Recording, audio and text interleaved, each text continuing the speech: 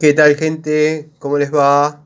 Pequeño video de Siciliano en su taller, video cortito, para mostrarles este pequeño elenco de pinzas Monviso en sus distintas épocas.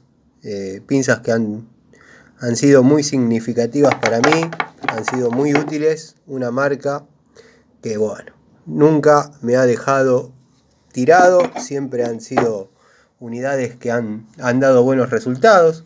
Y muchos de los técnicos de mi época tenemos recuerdos con estas herramientas, los que por ahí no podíamos comprar la Baco en aquel momento. Bueno, teníamos la opción de las Monviso, que eran muy buenas herramientas y un poco más económicas y accesibles, ¿no?